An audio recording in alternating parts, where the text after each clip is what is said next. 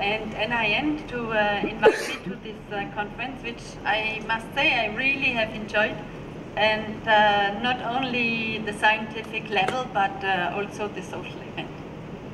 So I tried to keep this in 10 minutes, and now I know that I have a little bit of more time, so I will bring some more examples.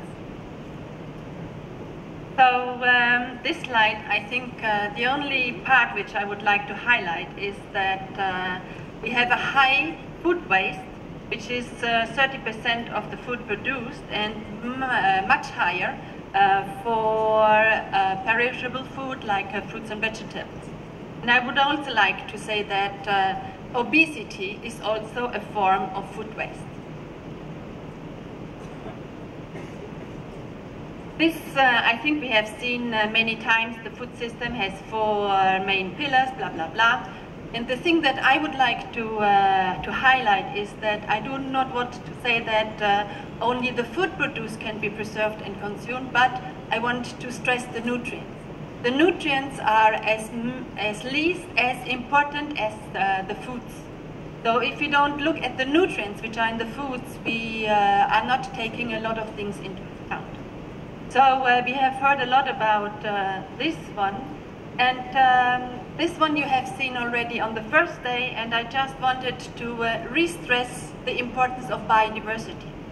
So if we have a range of vitamin A in our foods and we produce on the lower end side, we have vitamin A deficiency in our food system. If we would produce on the higher side of the biodiversity, and here I say biodiversity, it's not biofortified, we can have 3 times the global RDI for vitamin A, and we could eliminate vitamin A deficiency. For processing, we have heard some, but not that much, but we know that fermentation is good for iron availability, sourdough, and we have heard about extrusion for protein digestibility. For trade and market, we have not really heard that much about trade, but I would like to talk a little bit about the front label law that we have in Chile. It has 4 black stop signs for high in calories, sugar, salt, or saturated fat. And this is the beauty of this law, if you have one of these stop signs, you are not allowed to do publicity to children, you are not allowed to put any toys into package, you are not allowed to sell it to the school meal program and other public procurement. And this is the beauty of it. And normally we only stop at the first line that we have something on the label, but we don't go any further that it has some implication. And Chile did it. And I think this is great. The only thing that I would recommend that they could consider for the next step is to add another stop sign for sweeteners. So when we look then at the consumer, what does it determine what we eat? There are 3 major points: what we want, what we know, and what we can. So when we look at nutrition education, where does nutrition education hit? It hits on the knowledge, so on the bubble of what we know. Publicity hits on our emotions. If we eat this and this, we will be happy, we will have some friends, and we will be marvelous.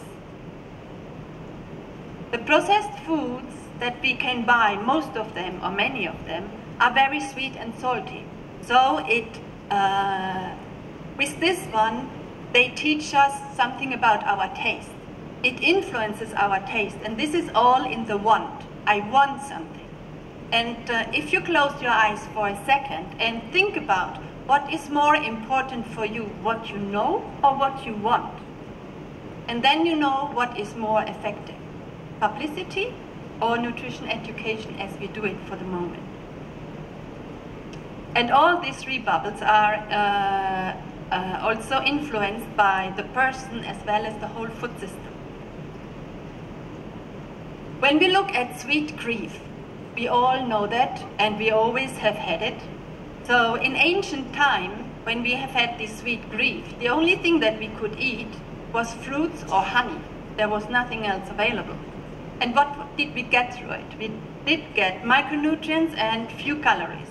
So we stayed lean and were micronutrient sufficient. Today, if we have this sweet grief, what do we eat? We don't eat fruits. We eat cakes, cookies, ice cream, soft drinks, juices. And what do we get? We get a lot of calories and hardly any micronutrients. So what do we get? We get overweight and obese and have micronutrient deficiency. And this is something I would like to present. When we start to eat sugar or sweetener through foods and or beverages, we have an insulin response because what we get into the mouth, it gets to the brain. Brain says, get insulin out because there is something sweet. So, and because of these peaks, we get hungry very soon afterwards, and we get this grief for very sweet taste. And in addition, we are thirsty because we have eaten something sweet. What is the consequence of that? We eat and drink more, including salty and sugary foods and beverages, and the cycle starts again. We have a high intake of sugar and sweetener, but also of salt. Salt is, if we have a high salt intake, we are thirsty and we are getting a salty taste. And we therefore drink more, and most of the time, or for those who are getting used to it now, they drink these sugary beverages more and more. At least in Latin America, where I'm living now, this is what people drink almost all the time. And through this one, we not only get fat. So the more often we go in this cycle, the fatter we get. And if we look at this sugary beverage consumption, in India I have heard it's about 400 milliliters per week. And this means not only that we have a high sugar intake, but we also use and waste 1.3 million tons of plastic per year. 1.3 million tons of plastic per year. In other countries, it's 7 times. In other areas, we have 1 bottle per day. So there is a lot of potential to increase it in India. So what do we learn from this slide? If we have a lot of entry points where we can do something. If we would replace the sugary beverages back to water like we used to drink it, we would not go into this cycle all the time. Or we could also say that we want to decrease the consumption of salt or the consumption of sugar. And we have different possibilities of how we can do it. And we have heard about sugar tax, we have heard about restriction of salt in foods, or I did not hear it about sugar that much yet, or about sweeteners, because I would go for the sweeteners and not for the sugar. And this is the sweetener dilemma, and each time when I talk with people about it, they seem to be astonished about it, that the sweetener has the same kind of effects as sugar. Because the mechanism between our mouth, sweet, we get sweet, what gets to the brain has evolved over thousands of years. We cannot in 1 or 2 years say, just interrupt it now. It's not possible. And therefore we always get this insulin reply, and therefore we get hungry and we get all the other negative influence, like diabetes. When we look at the consumption pattern, we can see that in more traditional societies, we still eat a lot of raw, fresh foods. The more we go up in the economic scale, the more we introduce processed foods. And if you look at the US, so there is hardly anything left what is unprocessed. And what is really frightening is the amount of sugary beverages. Therefore, when you look 50 years ago to the beach, you hardly found any obese people. Today, it's very hard to find normal people. So we shifted really the distribution of body weight from something what was normal to overweight towards obesity. And I was shocked when I saw the yesterday from Mate that some countries have an average BMI of 34. It's amazing. So the new phases of poverty, what we see in many parts of the world, is a shift from underweight to obesity. And very often we say it is an individual responsibility, but it is not.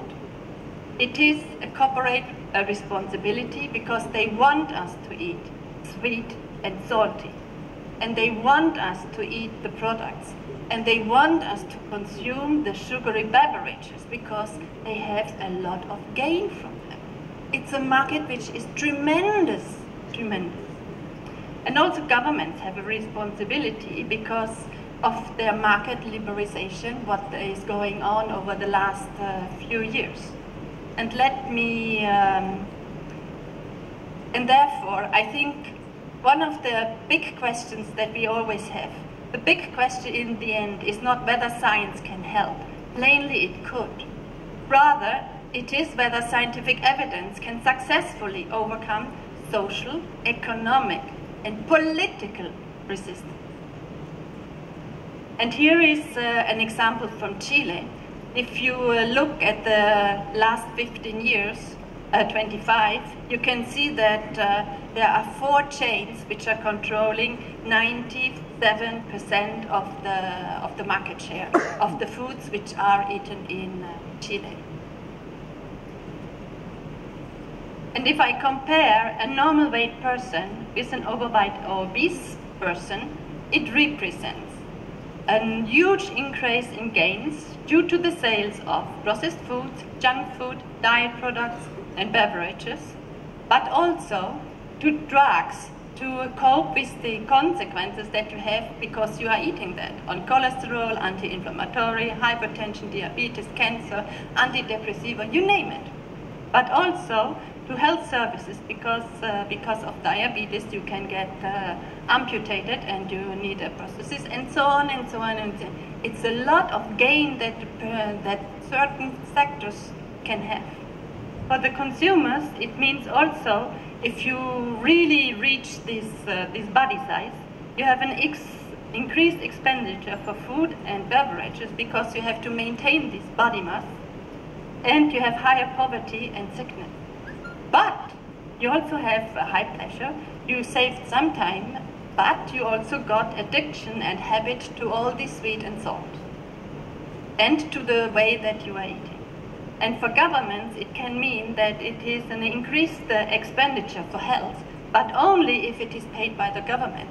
In many countries, there is no health insurance. Therefore, it is not paid by the government. It is paid by the people. And therefore, they get so much more into poverty. And it is a loss of productivity. But on the other hand, we also have to think it's an increased income through taxes because those big companies who sell, they are the ones to pay the taxes and to support them for the next election. Therefore, I would have to say that we have to think about the power imbalance that we have.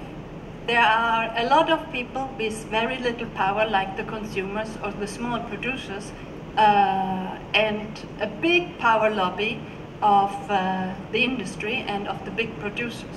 You also can say, so what is more important, the economic growth and the free market, or the nutrition and the health?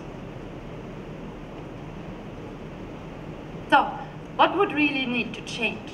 We could make convenient foods more inconvenient and more expensive. We have heard about taxes, we could imagine many, many other things which are much more bold, and this is, I think, what Catherine said in her presentation, that we need to have much more bold and effective measures, and we probably haven't done them yet. So we shall go for big changes and not be happy only with very small ones. We were talking about labeling, and we always concentrate on labeling because this is something that we have been doing over the last years. But we know that it is not very effective, so why don't we think about something else? We also know that the consumption of fresh fruits and vegetables and pulses and tap water instead of soft drinks and processed food will decrease the profit of the food and pharma industry. Is this acceptable? So acceptable to whom? To the industry, but as well for the governments. And probably this imbalance, or because that we know that if public health would win, the industry would lose. So is this acceptable? So it would mean that we have probably less of GPD. Also, the government's public health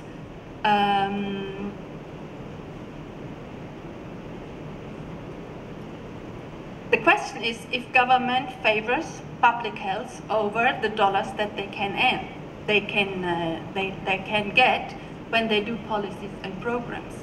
And probably this is also one of the things which is very different between the Ministry of Health and the Ministry of Agriculture, because the Ministry of Agriculture is looking that money is coming and that the big producers is getting what they want. There are really conflicts of interest. So do we handle that? We always say that we have to work together, but we never tackle the problem why we have never done it over the last 20 or 30 years, since we are talking about that we are doing, that we should be doing. So most of the public policies and programs are concentrated around the consumer. So a lot is done in food labeling, nutrition education, school nutrition, food-based dietary guidelines. And they all aim to change the knowledge, not the emotions, not the taste of the consumer towards more healthier eating. But when we look at agricultural production, very little is done to make it healthier and more nutritious, to use the existing biodiversity and to increase the supply of fruits and vegetables and pulses, as we have said all over the place in the last 3 days. Also in the marketing and distribution, very little is done to influence food prices or to influence the publicity. And I have a friend who is working with the food industry to make their publicity strategy. And he says there is so much money and they put so much money into all this that we, the consumers, eat salty and sweet and eat their products. Physical and economic access to healthy food, we hardly do that and we don't see policies. Retrieve foods or products from the markets. Once they are on the market, it's very difficult to retrieve them, even if we would know that for health they are not very good. Interdisciplinary collaboration, we always said it is important, but we know that it is not happening. And on the other side as well, we have heard also many times during this conference that there is more and more limited time and possibilities for shopping and cooking, that in fact there is little desire, probably also, for